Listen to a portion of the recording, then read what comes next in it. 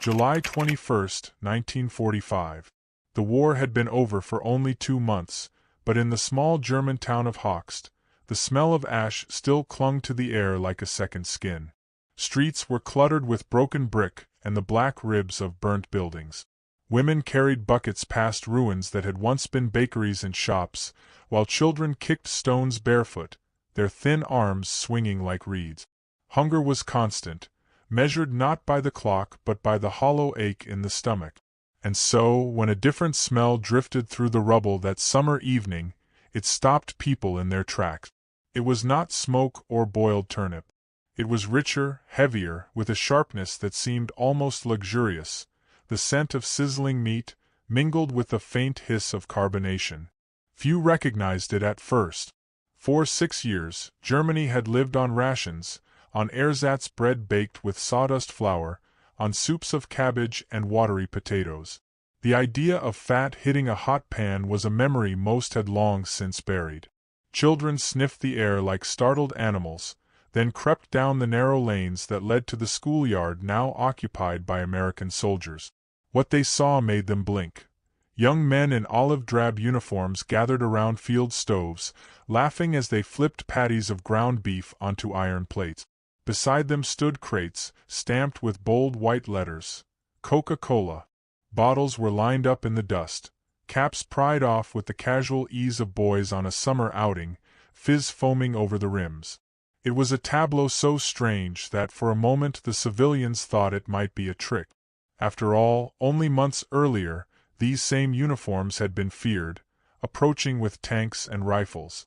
Propaganda had painted Americans as brute.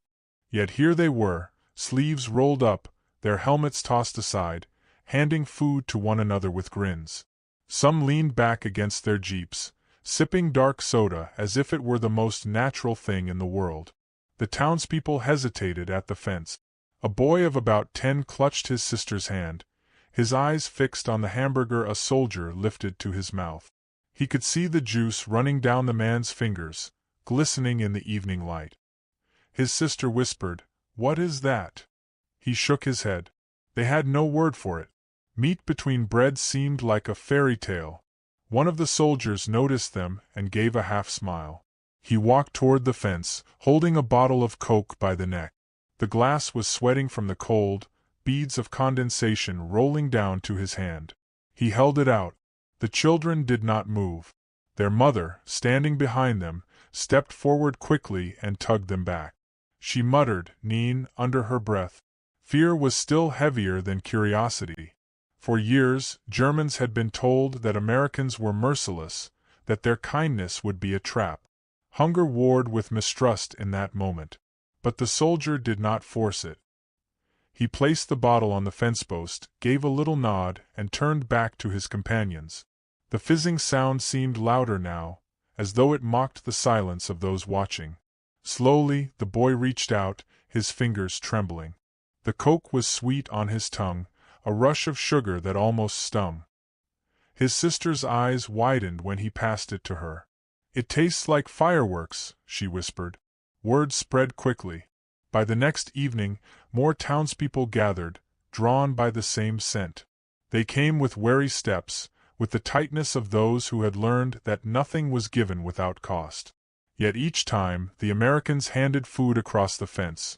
Patties tucked between slices of white bread, bottles uncapped and pressed into reluctant hands. A teenage girl bit into a hamburger and gasped. Grease dripped onto her wrist, and she licked it instinctively, ashamed of her own eagerness. Later she would tell her neighbor, "I did not know bread could taste warm." The contrast was unbearable and intoxicating. Only weeks earlier, official ration cards had listed 1,000 calories per day for adults, barely enough to survive. In some cities, it was worse. Children had bellies swollen from malnutrition, mothers fainted at work details. Now, a food born of plenty arrived in their midst. It was not just meat and soda. It was a revelation of a world where scarcity did not rule. For the Americans, these gestures seemed almost trivial. They had been raised in a country where Coca-Cola was sold on every corner, where hamburgers were as ordinary as rain. To them, it was camaraderie, a way of softening the hard edge of occupation. A GI from Ohio scribbled in a letter home, "We gave the kids some Cokes tonight. You'd think we'd handed them gold." Another wrote, "It's strange. These folks look at us like we're magicians, just for opening a can of Spam or flipping a burger."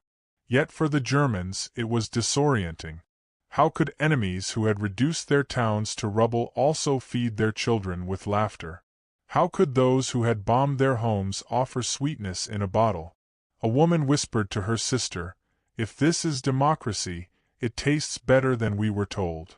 That night, the children slept with sticky fingers and the memory of bubbles on their tongues. For the first time in years, their dreams smelled not of smoke but of food. Still, unease lingered. Was this kindness real, or only a prelude to demands? Would the same hand that offered bread tomorrow close into a fist? As the sun set over the wreckage, the sizzling of hamburgers carried across the ruins like a foreign hymn.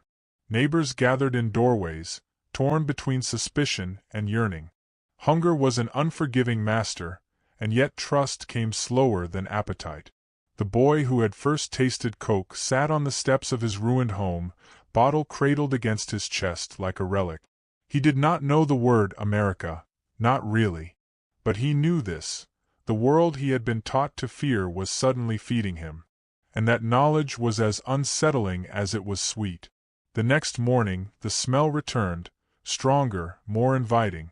By then, more townspeople were waiting, their ration cards still tucked in their pockets, their stomachs still hollow. They did not know what would be asked of them in return, but they knew they could not stay away. What came next would surprise them even more. The second week of July 1945 brought the same ritual. The Americans setting up their makeshift canteen in the schoolyard, the townspeople gathering cautiously along the fence, and the smell of sizzling meat mingling with the dust of ruined houses. Yet something had shifted. Curiosity was slowly conquering fear. Mothers who had once yanked their children back now lingered with them, eyes darting between the soldiers and the patties browning on the stove. Hunger was a more persuasive argument than suspicion. For most civilians, the last 6 years had been defined by scarcity. The German rationing system, introduced in 1939, had shrunk year by year until the final winter of the war left adults surviving on less than 1,000 calories a day. Bread was stretched with sawdust flour, sausages with ground turnip, coffee with roasted barley. Many still remembered the hunger winter of 1919, when starvation had followed Germany's defeat in the First World War. They expected this occupation to be worse. Rumors spread in hushed voices. The Allies would punish Germany with deliberate famine, perhaps even repeat Versailles with vengeance in their hands. Children had been told to expect cruelty. Instead, they were watching young soldiers hand out sandwiches. Private Robert Ellison, 19 years old and fresh from Iowa, had never known what it meant to skip a meal. At home, his mother had packed baskets of fried chicken for Sunday picnics, pies cooling on windowsills, and Coca-Cola bought in glass bottles at the local corner store. In Germany, he was struck by the thinness of the children pressing against the wire fence. He wrote to his sister, "They look at us like we're from another planet. All we do is hand them food. They stare at a Coke bottle as if it were treasure." His words echoed the larger paradox of the occupation: abundance meeting deprivation, generosity meeting mistrust. The first time a local man dared to step through the gate, his shoulders were hunched as if expecting a blow. He offered his ration card, as though food could only be obtained through stamps and signatures. The soldier at the stove laughed softly, shook his head, and placed a hamburger in his hands without asking for anything. The man froze, staring down at the hot bread and meat. His fingers trembled as he lifted it to his mouth. The first bite made him close his eyes. For weeks afterward he would recall the sensation of warmth spreading through his chest, not just from calories but from astonishment. Others followed. Children accepted bottles of Coca-Cola, struggling to describe the taste. Some thought it was medicine. One girl whispered, "It feels like drinking music." To the soldiers, it was only soda. To civilians who had lived through bombings, ration cards, and cold winters, it was alchemy. The numbers themselves told a story. By July 1945, the U.S. Army Quartermaster Corps was shipping nearly 15 million rations a day across Europe. Tins of Spam, powdered eggs, canned fruit, and chocolate bars were stacked in warehouses. Coca-Cola had established bottling plants near the front to ensure every American soldier could drink it. Those plants now poured out bottles that trickled into civilian hands, blurring the line between enemy and guest. The abundance was overwhelming, yet it also unsettled. Some older Germans muttered that this generosity must have a hidden cost. How could the same people who dropped bombs on Dresden now hand out hamburgers? A widow named Marta, 36, came with her 2 children one afternoon. Her husband had died in Stalingrad, her home reduced to rubble in an air raid. She had fed her children boiled nettles through the last winter of the war. Standing at the fence, she felt her stomach twist not just with hunger but with humiliation. To accept food from the Americans meant acknowledging that her country, once proud and defiant, was broken. Yet when a soldier bent down to offer her son a hamburger, the boy's eyes widened with a brightness she had not seen in years. Marta let him take it. The sound of his chewing was almost unbearable in its joy. She swallowed her pride with her hunger and accepted a bottle of Coca-Cola. Later she admitted, "I had never tasted sweetness like that. I hated that I needed it. I hated that I loved it." For the Americans, this was not policy so much as instinct. General Eisenhower had instructed that the German people must not be left to starve, warning that desperation would breed chaos. Yet the daily gestures, the handing of a Coke, the flipping of a burger, were the work of ordinary soldiers acting from common decency. Letters home described it with casual pride. "Fed some kids tonight. Reminds me of little cousins at home." None of them realized they were reshaping perceptions one hamburger at a time. Laughter began to replace silence at the schoolyard. German boys mimicked the soldiers, pretending to flip invisible burgers in the dust. Girls sipped Coke from shared bottles, giggling at the fizz tickling their noses. The soldiers watched with amusement, shaking their heads at the children's delight. A private joked, "We're going to spoil them before their mothers can."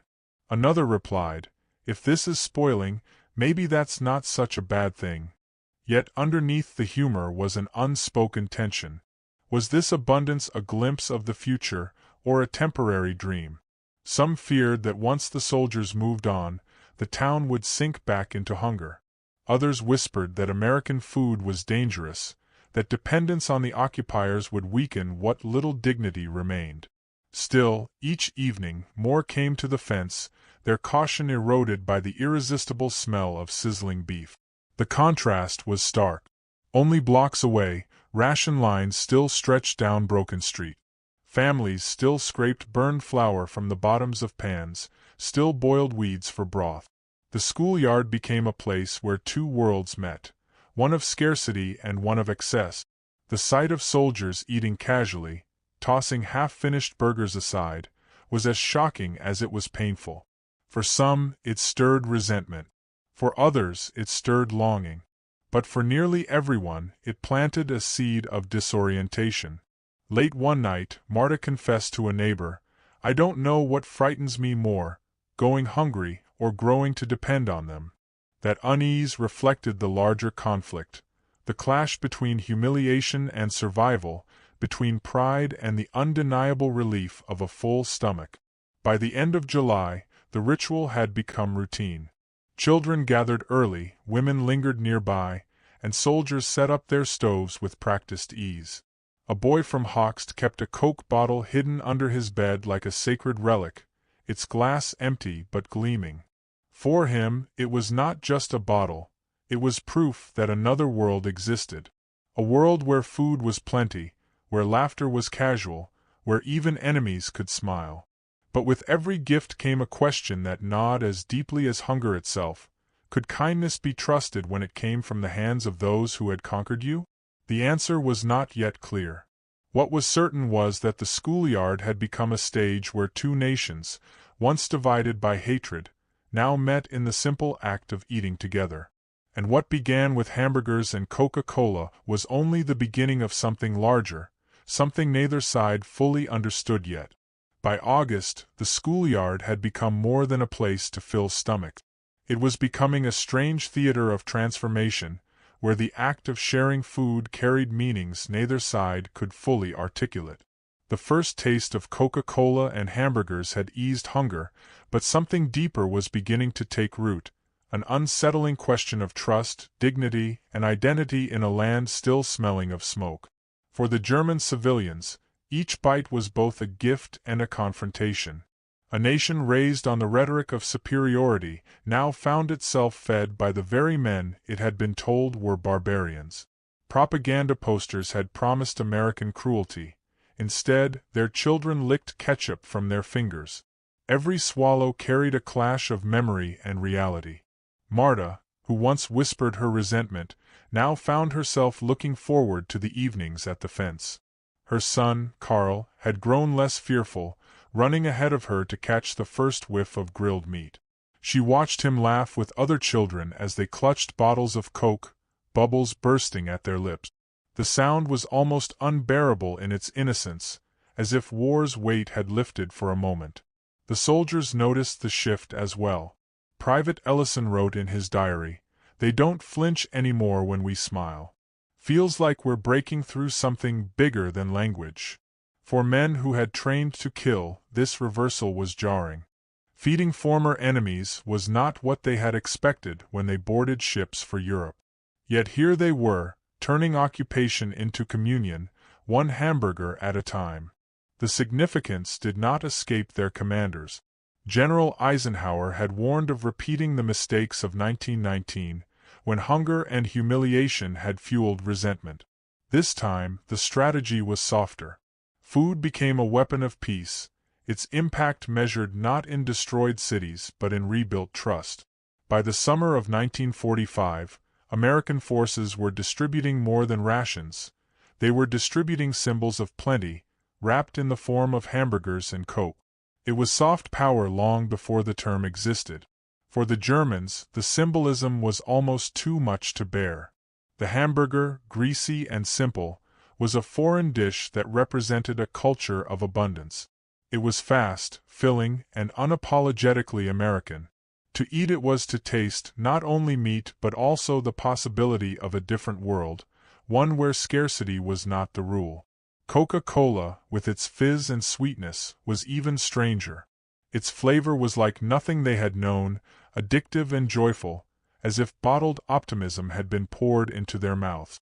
Children described it as drinking stars, while older men muttered that it must be laced with something unnatural.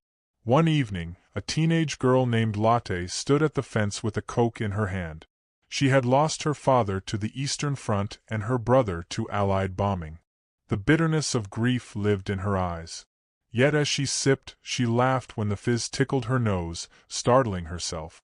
She admitted later, "It was the first time I laughed without shame since the war ended."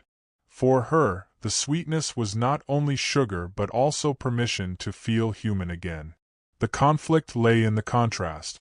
Pride told many Germans to resist this generosity, to see it as humiliation. Hunger told them to accept. The laughter of children told them something else entirely, that survival might mean opening to a future shaped by their conquerors.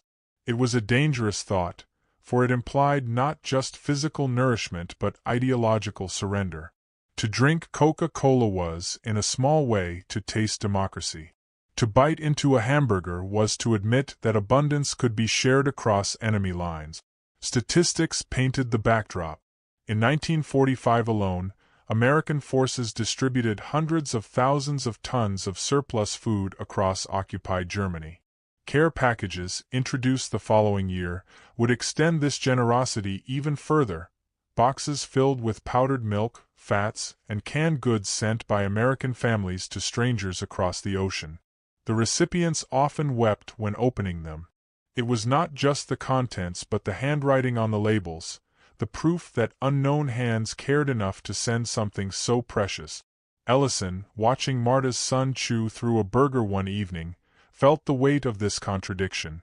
"I fought men who wore that uniform," he whispered to a fellow GI, "and now I'm feeding their kids. Feels like we're patching a hole with bread and meat." His companion replied, "Maybe that's exactly what we're doing." Yet suspicion lingered. Some townspeople refused to come near the schoolyard, convinced the food was poisoned or that the kindness was temporary. An old man spat in the dust when he saw children drinking Coke. "They will make you slaves with sweetness," he warned.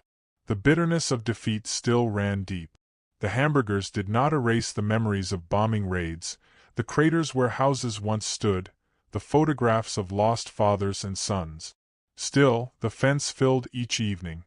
Hunger gnawed away at ideology, and slowly, the taste of American food carved cracks in hardened walls. Marta found herself torn each night between gratitude and resentment. She admitted to her sister, "I want to hate them, but then I watch Carl eat and I can't. What kind of world makes kindness feel like betrayal?" The Americans, too, wrestled with contradictions. Some joked that they were teaching Germans how to eat properly. Others grew uncomfortable when they saw civilians' desperation. A private confessed in a letter home, "It feels strange. Back home, we throw food away. Here, they treat a Coke bottle like a diamond." Humor softened the edges, but unease remained. What was occupation supposed to mean, if not control? Feeding the enemy blurred the lines. And yet, beneath all the contradictions, something irreversible was happening. The image of a German child sipping Coca-Cola beside an American soldier was more powerful than any speech or policy. It suggested that the future might not be built on revenge but on the strange alchemy of shared abundance. One evening, as the sun dipped low, Marta's son held up an empty bottle, light glinting through the glass. He asked his mother, "Will it always taste this way?" She had no answer. For her, the sweetness carried both hope and dread. To embrace it was to accept a world reordered, one in which the victors fed the defeated not with punishments but with hamburgers. The question haunted her as she walked home past ruins. Could the future be built on the taste of another nation's abundance? Or would it fade as quickly as the fizz in a bottle left open too long? That night, the laughter of children echoed down the broken streets. The sound was lighter than the silence that had filled them before. And yet, just beyond the edges of that laughter, shadows lingered, whispers of whether this fragile bridge of food could carry the weight of history.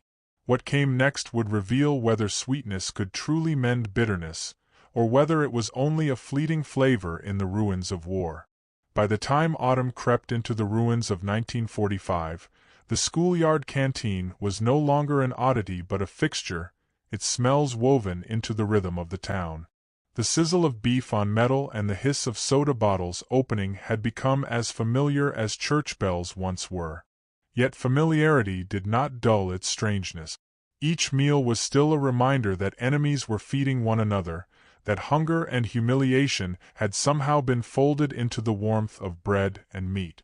Marta now walked to the schoolyard without hesitation, her son Carl running ahead, her daughter trailing shyly behind. She had lost the stiffness in her shoulders, though her pride remained a stubborn weight. Accepting food from the occupiers still burned inside her, yet she could not ignore the change in her children. Carl's cheeks had filled out, his eyes less sunken. Her daughter, once lethargic, now hummed softly after drinking Coke, as if the bubbles carried songs into her blood. These small transformations were undeniable. What gnawed at Marta was not just the food itself but the creeping sense that with every bite, they were tasting not only calories but an entirely different world. For the soldiers, too, the ritual had changed. What began as a gesture of goodwill now carried purpose. They saw in the civilians' faces not just gratitude but a softening of suspicion. Ellison, the boy from Iowa, noticed how the townspeople no longer clutched their ration cards when approaching the fence. He wrote home, "It's like the food has turned into a bridge. We flip burgers, and they see us not as conquerors but as neighbors." He did not realize that this small bridge was part of something larger. The hamburger and Coca-Cola were fast becoming emblems of American identity, symbols of abundance in a continent scarred by deprivation. The irony was thick. Only months before, American bombers had darkened German skies. Now American soda fizzed in German mouth. To some, this contrast was dizzying. An old man confessed, "I thought we would eat ashes forever.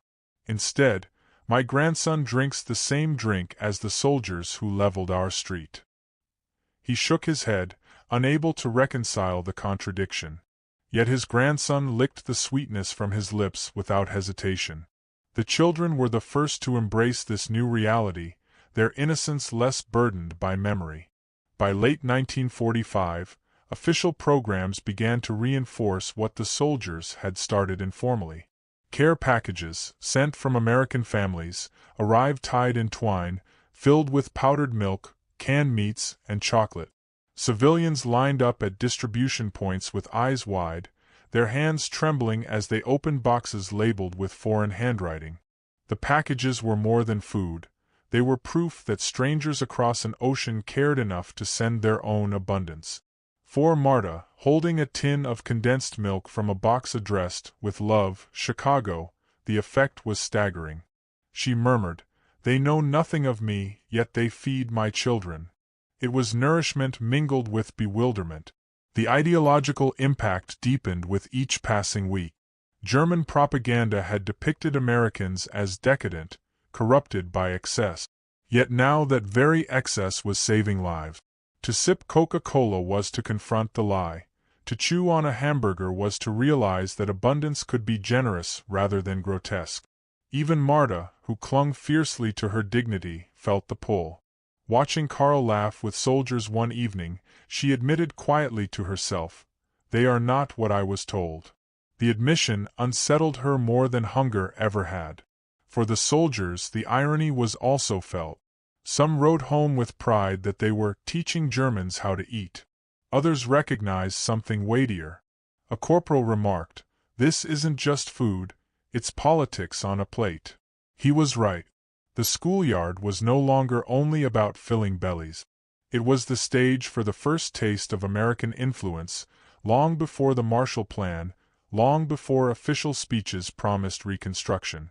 The hamburger and Coca-Cola were already laying foundations. Yet beneath this transformation lay unease. Was the sweetness a lasting cure, or a fleeting distraction?